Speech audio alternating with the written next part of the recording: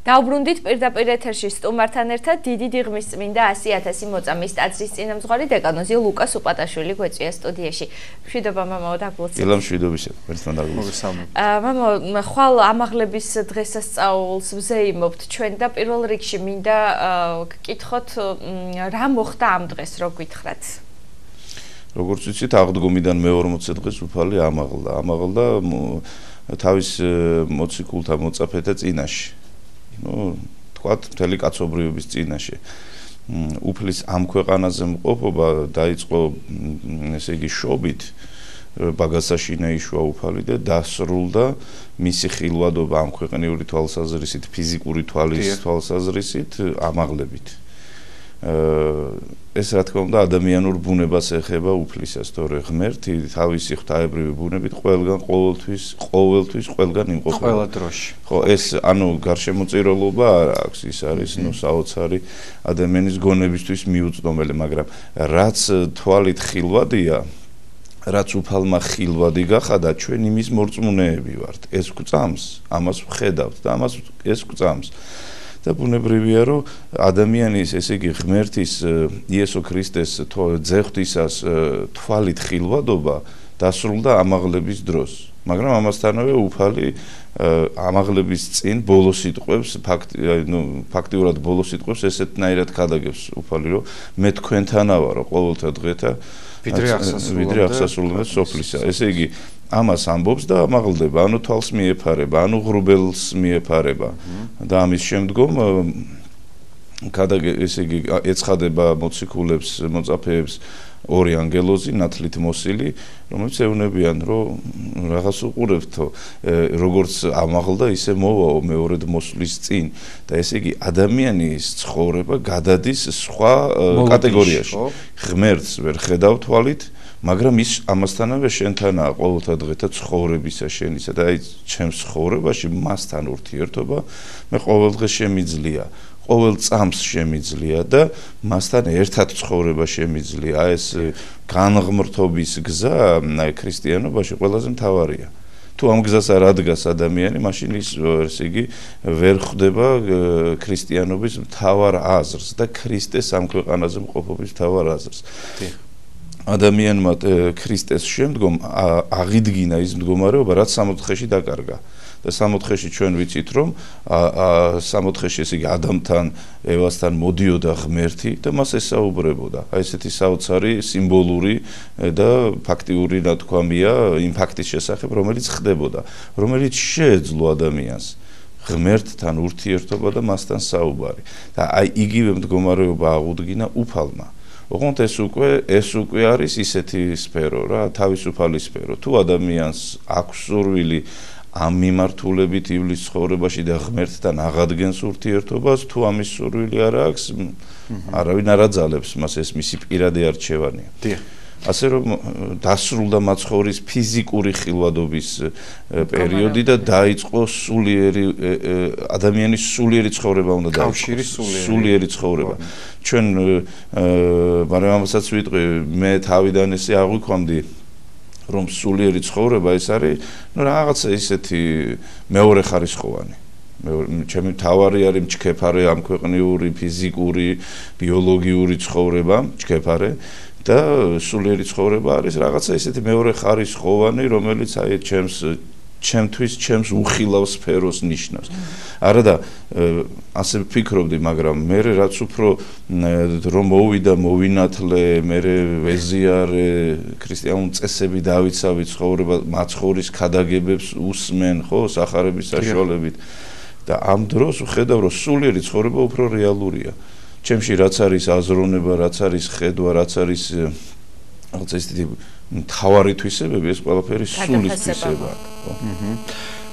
მამა ლუკა, აი საინტერესოა ვთქვათ, სახარებაში არის ადგილები, სადაც მოთხრობილია ვთქვათ მაცხოვრის აღდგომის მიერ გამოცხადებები, ხო? ის მიდიოდა მოწაფეებთან აღდგომის შემდგომ, თქვენ ხო არასწორად თქვი. აი როგორ არსებობს თუ არა ვთქვათ, აი გადმოცემებით საინტერესოა, აი ამ პერიოდის მანძილზე რამდენად ხშირად ურთიერთობდა ვთქვათ, ან როგორი იყო ვთქვათ, აი ეს პერიოდი მაცხოვრის ამ ქვეყანაზე ფიზიკური არსებობისა, ვიდრე ამაღლებამდე ვთქვათ. საერთოდ ქრისტე როდესაც მოვიდა ამ ქვეყანაზე და როდესაც ამაღლდა, აი ამ პერიოდში ადამიანმა უნდა ისწავლოს, რომ და მიეჩვიოს იმას, რომ ადამიანის ესე იგი ფიზიკური ცხოვრება გარდაიქმნა სულიერ ცხოვრებად და ქრისტეს ქადაგება და ქრისტესთან ღმერთთან ურთიერთობა სწორედ ამისკენ მიყავს ადამიანი. და აი ჩვენ ვიცით, რომ ესე იგი ქრისტე როდესაც მოვიდა ამ ქვეყანაზე, ადამიანები მას ფიზიკურ განზომილებაში აღიქვამდნენ. რო აი ვთქვათ უნდათ მონობისაგან გათავისუფლება, უნდათ დაავადებებისაგან განთავისუფლება, უნდათ რაღაცა სიბრძნის შეძენა, აბა გითხარი ეს როგორ არის, ანის როგორ არის და ასე შემდგომ. და ქრისტე ყოველთვის ასწავლიდა სულიერ ცხოვრებას ადამიანებს, ანუ ნამდვილ ცხოვრების წესს და ბუნებრივია ქრისტე ხშირად ეცხადებოდა ადამიანებს. იოანე მახარებელი პირდაპირ ამბობს, რომ ჩვენ რომ ყველაფერი აღგვეწერაო, წიგნები ვერ დაიტევდაო დედამიწასო, მაგრამ რაც აღიწერაო, ეს იმიტომ აღიწერაო, რომ შენ გწამდესო ღმერთიო და შენ იცოდეო ჭეშმარიტება საიდან არის და როგორ არის და ასე შემდგომ. და როგორ გვეცხადება ის ღმერთისაგან. ანუ ეს რაც ჩვენ სახარებით გვეუწყ, ეს არის იმის აუცილებელი მინიმუმი, რომ ჩვენ ვირწმუნოთ, რომ იესო არის ქრისტე, ანუ ჩვენი მხსნელი. ანუ ჩვენი ასე ვთქვათ სულიერი პრობლემებისაგან მხსნელი, ჩვენი ასე ვთქვათ ჩაკეტილი წრიდან გამომყვანი, ჩვენი ბედნიერებისა და სიხარულის მომტანი. იმიტომ რომ ადამიანს სიხარული ფაქტიურად წართმეული აქვს. ცოდვებში მყოფ ადამიანს, ან ადამიანს, რომელიც მთლიანად ამ ქვეყანაზე არის, ასე ვთქვათ, ორიენტირებული. სიხარული არა აქვს. კმაყოფილება შეიძლება კონდეს იშვიათ მომენტებში, მაგრამ ძირითადად მაინც აი ასე ვთქვათ აჩრდილის დევნას გავს ეს ქვეყანა და ქარის დევნას, ასე ვთქვათ, როგორც სხვადასხვა შემთხვევებში ამბობენ ხატოვნად და სიმბოლურად და მართლაც ადამიანს ღმერთმა მოუტანა ის ბედნიერება, რომ რეალური ცხოვრება დაიწყოს, ღმერთთან რეალური ურთიერთობა.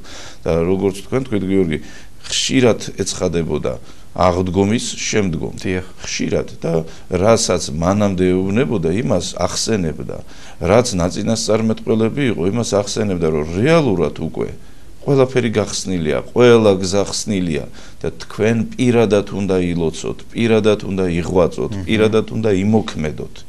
და აი ძირითადად საერთო ასე ვთქვათ შინაარსი მაცხოვრის აღდგომის შემდგომ გამოცხადებებისა ეს სწორედ ეს არის, რომ შენ უნდა დაიწყო რეალური ცხოვრება. და ეკლესიაც აღდგომის შემდგომ აი ყველა კვირას თავისი სახელი აქვს, ხო? თომას კვირა, რომელიც უფალს შეეხო და ირწმუნა და ადიდა უფალი, ან და სამარიტელი დედაკაცი, ან განრღვეულის აღდგინების ხსენება, ანუ ჯანმრთელობა დარღვეული ადამიანს როგორ აღუდგა ეს ჯანმრთელობა, ან და შობიდან ბრმას როგორ აღეხილა ეს თვალი და ესე იგი ამ დროს სასწაული კი არაა მნიშვნელოვანი. მნიშვნელოვანია ის როგორი ურთიერთობები ჰქონდათ ადამიანებს ღმერთთან.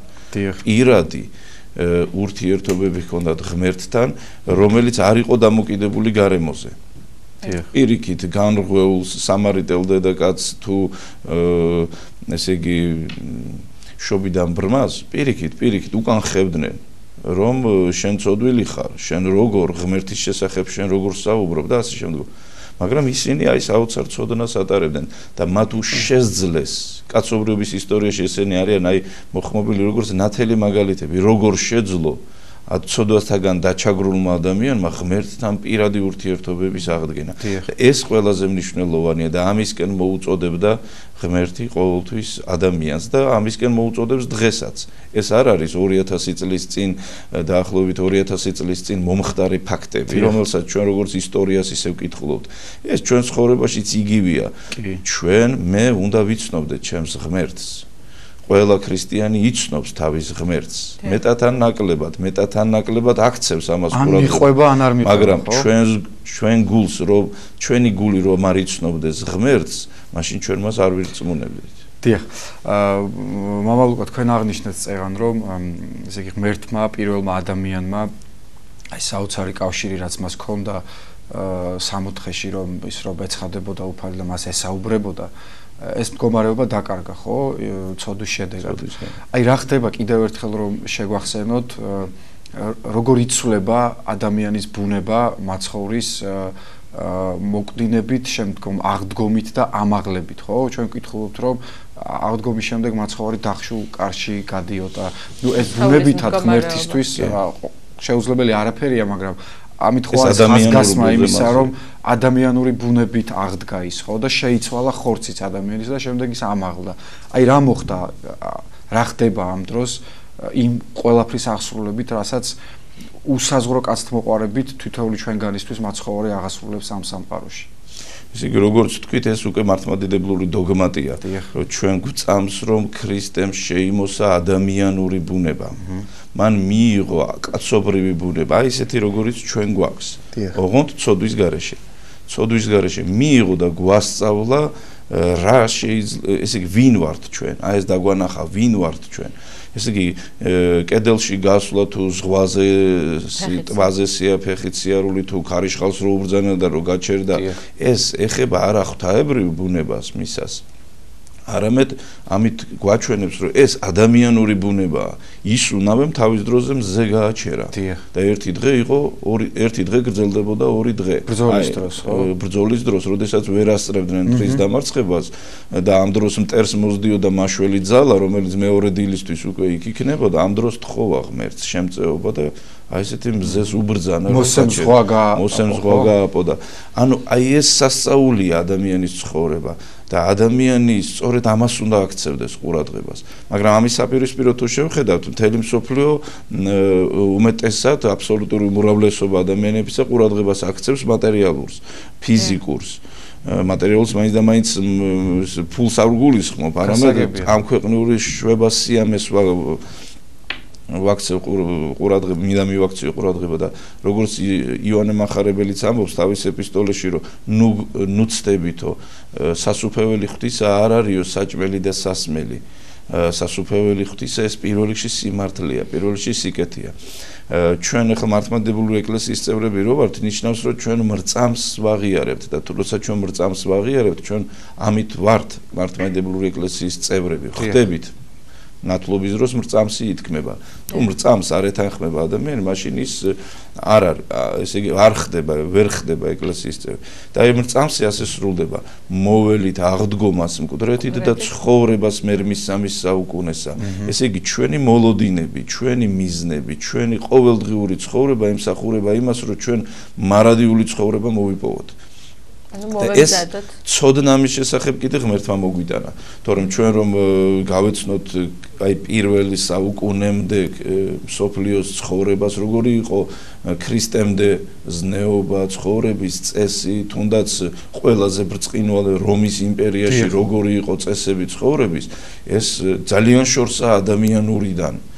ძალიან შორსაა და ღმერთმა სწორედ ეს მოიტანა. ჩვენ მოგვცა ცოდნა ვინ ვართ სინამდვილეში. არა ის, რითაც ჩვენ ეშმაკი გვატყუებს და კმაყოფილებითა და სიამოვნებებით ცხოვრებასკენ მოგვიწოდებს. არამედ ვინ ვართ ჩვენ სინამდვილეში. ქრისტემ ხო უდაბნოში იმარხულა 40 დღე, რომლის დროსაც მაცთური მას სამჯერ მოუხდა და მოუწოდებდა 3 უმძიმესი, ყველაზე ძლიერი, ასე ვთქვათ, ჩვენთვის დამანგრეველი ცოდვის ჩადენისაკენ, რომელიც ჩადენისაკენაც ბოროტისული ყველა ადამიანს მოუწოდებს. და ჩვენ ვიცით, რომ პირველია, რომ ესე იგი ქვაპურად აქციოს საჭმელი, მეორე არის, რომ ადამიანმა ესე იგი ხელმწიფება თავი გადაიგდოს, გამოსცადოს. ანუ ესე იგი განსცადოს ღმერთი და ესეთი ამპარტავნული ცხოვრებით იცხოვროს. ეს ამპარტავნება ფაქტიურად, როდესაც შენ წყვიტავ, გადახტე ტაძრიდან თუ არ გადახტე, გააკეთო ეს თუ არ გააკეთო, ასე წახვიდე თუ ისე წახვიდე, შენ რო წყვიტავ.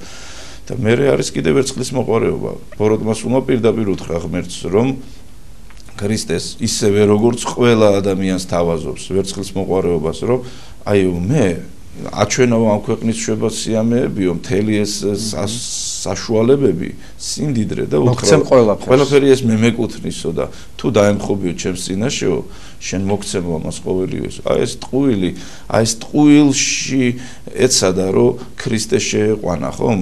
ბოროტმა სულმა ნამდვილად არ იცოდა ეს ქრისტე იყო, ძეხვთისა იყო თუ ადამიანი იყო ჩვეულებრივი. მას ეგონა ერთ-ერთი მოღვაწე ადამიანი, ხომ? იმიტომ რომ დაფარული იყო მისი თვალისთვის ქრისტე. და აი საოცარი ის არის რომ ქრისტემ გვაჩვენა როგორ უნდა მოვიქცეთ ამა თუ იმ განსაცდელის დროს. ამა თუ იმ პრობლემატურ სიტუაციაში რა მიმართულებით ცდილობს ბოროტი ჩვენს წაყვანას და როგორც თქვენ თქვით გიორგი, ეს არის ქრისტეს ამ ქვეყანაზე მოსვლა არის ის რომ ჩვენ გვანახოს ვინ ვართ, რა პოტენცია გვაქვს, რა უნდა გავაკეთოთ, რომ არ მოვტყუდეთ და რომ ვცხონდეთ. და რისთვის უნდა ვიცხოვროთ? რისთვის უნდა ვიცხოვროთ? ჩვენ ეს იდეალური ფორმულაა, ასე ვთქვათ, რომელიც ვთქვათ გრიგოლ ხანძთელის ცხოვრებაშია, რომელიც ყველა წმინდანს შეესაბამება და ჩვენც თითოეულ ადამიანს ასე უნდა იყოს. ადამიანი წმინდანი არის ზეცის მოქალაქე და ქვეყნის ანგელოზი. ესე იგი ამ ქვეყანასთან შენის ანგელოზი ვინ არის, რომელიც სიკეთეს ღვთაებრივ სიკეთეს ფენს ამ ქვეყანას და თითოეული ჩვენთაგანიც ასეთი უნდა იყოს. ამ ქვეყანაზე ჩვენ ანგელოზური ღვაწლი უნდა ვიტვირთოთ ადამიანმა ზოგადად. იმიტომ რომ სიკეთე ადამიანისგან უნდა შემოვიდეს ამ ქვეყანაზე. როგორც პეტრე მოციქული ამბობს, რომ ესე იგი სამყარო ელოდებაო ადამიანის ცხონებასო. ადამიანი ცოდვით დაეცადა კოსმოსმა განიცადაო ეს პრობლემა და დაირღვა ყველაფერი. მათ შორის პირუტყთა ცხოვრება, მათ შორის მიწამ სარეველა აღმოაწერა ნარეკალი, მათ შორის ეს კლიმატური სიტუაცია, აირია და ეს უსაზღვრო სიცხეები, უსაზღვრო ყინვები და ასე შემდგომ. ეს ყველაფერი აირია. ეს ყველაფერი უნდა დაალაგოს ადამიანმა. თუ ადამიანმა არ დაალაგა თავისი გარეთ, ჯერ თავისი თავი და მერე თავისი გარემო, ის ვერ იქნება ანგელოზი ამ ქვეყანაზე. ის იქნება მაშინ პირიქით დამანგრეველი. და ჩვენ ვიცით, რომ ჩვენ ყავდა მეფე აღმაშენებელი და ზოგადად ადამიანი აღმაშენებელი უნდა იყოს, ანუ ღმერთისკენ წამყვანი სიტუაციისა, რასაც შენეხები, ყველაფერი უნდა აღაშენო, ყველაფერი უნდა გაალამაზო. და ამ დროს ხარ, რა თქმა უნდა, ანგელოზი ღვთისა და ამ ქვეყანაზე და რა თქმა უნდა ზეცის მოქალაქე. ჩვენ ზეცის კანონებით უნდა ვიცხოვროთ. თორემ რა თქმა უნდა, ხა ჩვენ საქართველოს მოქალაქეები ვართ, საქართველოს კანონებს ვიცავთ, ვიღაცა ამერიკის კანონებს ვიცავს, ვიღაცა იაპონურ კანონებს, იაპონიის კანონებს ვიცავს და როგორც მეტანაკლებად ერთმანეთს გავს. მაგრამ ჩვენ პლუს ამას ვიცავთ ზეცის კანონებს. როგორც არის ესეთი ნათქვამი, რომ კანონმა იკანონოსო და სინდისმა იბატონოს. აი სინდისი ეს არის აი მარადიული კანონებით ცხოვრების წესი. რაც ხშირად გვავიწყდება. ხო, რომელიც ვთქვათ კანონი არ უსინდისობას კანონი არ ჯის, მაგალითად შეიძლება ადამიანმა იმეძაოს იმბრუშოს, კანონი მას არ დაჯდის. მაგრამ სინდისი გჯის და მაგრამ ეს ნიშნავს, რომ შენ უკვე ზეცის კანონებს არ ღვევ და ჩვენ ამ ქვეყანაზე უნდა ვისწავლოთ მარადიული ცხოვრების წესი. იმიტომ რომ ჩვენი ამ ქვეყნიდან გასვლით, ანუ გარდაცვალებით, რომელიც აუცილებლად იქნება და რაღაცა დროს ჩვენ გავალთ ამ ქვეყნიდან, არაფერი არ იცვლება, პრინციპი არ იცვლება. თუ ბოროტების მოყარე იყო ადამიანი რჩება ბოროტების მოყარე, თუ კეთილის მოყარე იყო სიკეთის მოყარეთ რჩება. ანუ რაიმე არ იცვლება. როგორც გამოცდაზე გასული ადამიანი და უკვე გამოცდა გავლილი ადამიანი არ იცვლება შინაგანად და გარეგნულად. აი შეიძლება ცხოვრების წესები შეიცვალოს, თორემ პრინციპები აღარ ეცვლება ადამიანს და ამიტომ ქრისტე გვასწავლის რა პრინციპებით, როგორ, რისთვის, რატომ და როგორ უნდა ვიცხოვროთ და როგორია ჩვენი ბუნება. ანუ ფიზიკური სხეულით კედელში გავიდა, დახშულ კარებში შევიდა. ესე იგი ადამიანი ძალიან დამორჩილებულია ფიზიკურ კანონებს. ადამიანი არის ის, რომელიც ფიზიკურ კანონებს არ უნდა ემორჩილებოდეს. როგორც ვთქვათ, მარიამ ეგვიპტელი წყალზე გადავიდა საზიარებლად, როგორც ვთქვათ, ერთ-ერთი წმინდა მამა ნიანგმა გადაიყვანა ნილოსის მეორე ნაპირზე, იმიტომ რომ მეგობარი მისი ავად იყო, მის მეტი პატრონი არ ყავდა. ამ დროს ბორანი წყალმა წაიღო ადიდებულმა და ნიანგს მოუხმო და ნიანგმა გადაიყვანა. ეს ხო საოცარია, იმიტომ რომ სიცოცხლიანი თავის შვილი შეიძლება შეჭამოს და ადამიანი მithumetes გემრიელი ლუკმა იქნებოდა მის. მანო ამ თემას თუ აგრძელებთ, ჩვენ თითქმის მოვრჩით მამაო, მოვრჩით და უბრალოდ არ გვინდა და დაგვეტოვებინა ყურადღების მიღმა ასურელი მამების ხსენებაც არის და აი ძალიან მოკლედ რო გითხრათ, ვინ იყვნენ ასურელი მამები? აი ძალიან მოკლედ ესენი არიან ზეცის მკვიდრნი და მოქალაქენი და ქვეყნის ანგელოზნი. მათ თავიანთი ჩვეული რიტმი როგორ ვთქვათ, აწყობილი ცხოვრება მიატოვეს, სადაც ისინი ლამაზად მშვიდად ცხოვრობდნენ და ღვთისმშობლის კურთხევით, ღვთის მადლით მოვიდნენ საქართველოში, რათა ღვთისმშობლის წილხვედრ ქვეყანაში ექადაგათ ქრისტიანობა და აი ამ ბერმონოზნული, ასე ვთქვათ, საფუძველი ჩაეყარათ, ანუ ღმერთთან მყარი ურთიერთობის საფუძველი ჩაეყარათ ჩვენ სამშობლოში და მათ აი თუნდაც იონე ზედაზნელის თითოეულ მამაზე არის საოცრად ბევრი სასაუბრო და აი იონე ზედაზნელმა და ზედაზნის მთიდან ვიცით რომ ეგ იყო მთავარი კერპები იმდროინდელი საქართველოსი. აი სწორედ ისინი დაამხო, სწორედ იქიდან განდევნა ბოროტის სულნი და ეს არის ადგილი, სადაც ხეციც კი არ ეკარებოდა ადამიანს და არ ეკარება, ეს საოცარი ადგილია, საოცარი მადლიანი ადგილია. ეს სიკეთე მოიტანა ადამიანმა და ამითაც ვხედავთ რომ რამხელა სიკეთის მოტანა შეუძლია ადამიანს. იონე ზედაზნელი იქნება თუ დავით გარეჯელი თუ შიო მღვიმელი თუ ნებისმიერი 13 ასურელის მამათაგანი, ესე იგი ისინი არიან მაგალითები, რომ როგორ უნდა იღვაწოს ადამიანმა, როგორ უნდა დატოვოს თავისი კვალი ამ ქვეყანაზე და როგორი სასიამოვნოა მათ ნაღვაწზე უბრალოდ რომ მიხვალ და აი ამ ქვეყნიურს რომ გამოეყოფი და რაღაცა ღვთაებრივ სილამაზეს რომ იგრძნო და ეს დღესაც დამკვიდრებულია იქ ოღონდ მათი ლოცვით, მათი მოღვაწეობით, რომელსაც ღმერთი ინარჩუნებს და რომელიც ესე იქნება და ეს არის ჩვენი სიმდიდრე. ჩვენ უსაზღვროდ მდიდარნი ვართ ამით. უსაზღვროდ მდიდარნი. ჩვენ სამშობლოში არის უდიდესი სულიერი სიმდიდრე. უდიდესი სულიერი სიმდიდრე. შეიძლება მატერიალური სიმდიდრე თავზე არ გადაგვდეს, ასე ვთქვათ, მაგრამ სულიერი სიმდიდრე ეს ნამდვილად ისეთია, როგორც გრიგოლ ხანძთელი ბრძანებს. ჩვენთან არის საშუალება იმისა, რომ ჩვენ ვიცხონოთ თავი, ჩვენ ყველა საშუალება გვაქვს ამისათვის. მატერიალურსაც შეეხება, ის ზომიერად გვაქვს და ალბათ იმ ზომით გვაქვს, რა ზომის სულიერება. ძალიან დიდი მადლობა ასეთი საინტერესო საუბრისთვის. ვსარგებლობთ შემთხვევით და გილოცავთ თქვენ წინასწარ ამ დღესასწაულს და ყველა იმ ტელემაყურებელს, ვინც ახლა გვიყურებს. ასევე მერთმა მოგცეს იმის ძალა, რომ ავმაღლდეთ საკუთარ ვნებებზე და საკუთარ მოთხოვნილებებზე, რაც ხელის შემშლელია ხოლმე სწორედ იმ კავშირის საუფალთან, რომელზედაც ჩვენ ახლა ვსაუბრობდით ამდენი ხნის მანძილზე და ეს ამაღლება არის დასტური იმისა, რომ ჩვენ ამ ქვეყნის მკვიდრნი კი არა ვართ, ზეცის მკვიდრი, ჩვენ აქ დროებით ვართ. ეს ხშირად გვავიწყდება საუბედუროდ. უღრმესი მადლობა. შევახსენებ ჩვენს ტელემაყურებელს დიდი დიღმის წმინდა 100.000 მოწამის ტაძრის წინამძღვარი დეკანოზი ლუკას უპატაშვილი გვესაუბრებოდა პირდაპირ ეთერში.